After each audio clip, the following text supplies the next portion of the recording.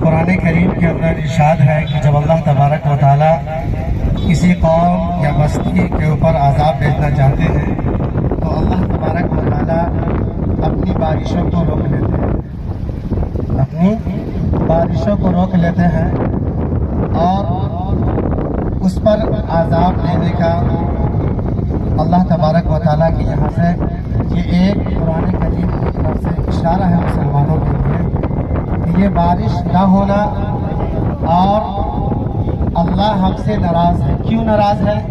ہم اور آپ سب جانتے ہیں کہ اللہ ہم سے کیوں ناراض ہے۔ اس لیے کہ اللہ ہم سے ناراض اس لیے ہے کہ ہم اللہ کی عبادت نہیں کرتے۔ جب اللہ کی عبادت نہیں کرتے ہیں تو یقیناً جانیں کہ اللہ ہم سے ناراض ہے، اور اس عبادت کے بعد ہم گناہوں کے اندر ملوث ہیں۔ ایک تو عبادت بھی نہیں کرتے، اللہ کے فرائض کو بھی انجام نہیں دیتے، اور اس کے بعد ہم گناہوں کے اندر ملوث ہیں۔ اتنے بڑے بڑے گناہ کر رہے ہیں اس دنیا کے اندر کہ ہم اور آپ اس کا اندازہ نہیں لگا سکتے۔ اللہ نے اس دنیا کے اندر رات بنایا ہے آرام کرنے کے لیے، لیکن اس رات میں بھی ہم گناہ کرتے ہیں۔ اللہ ہم سے ناراض ہے، اس لیے اللہ تبارک و تعالیٰ آسمانوں سے بارش نازل نہیں کر رہے ہیں۔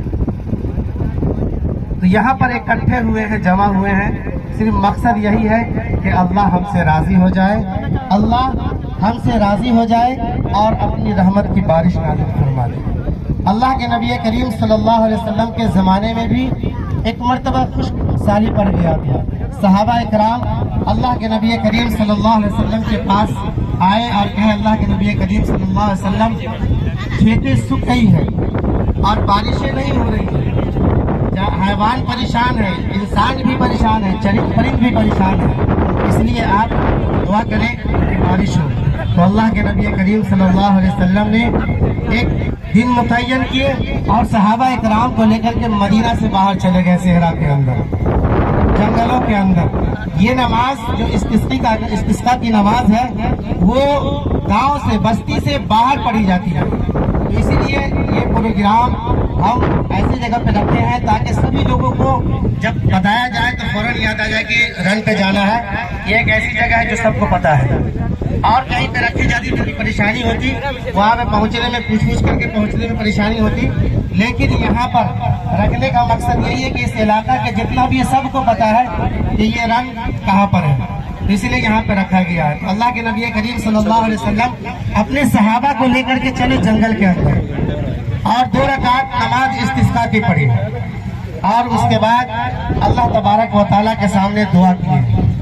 تو حضرت عائشہ رضی اللہ عنہ کہتی ہے کہ جب اللہ کے نبی کریم صلی اللہ علیہ وسلم نے دعا کیا، آج جب وہاں سے لوٹے تو مسجد نبوی میں آتے آتے اتنی بارش ہوئی، کہا جاتا ہے کہ راستوں پر اور نالوں کے اندر پانی بھر گیا۔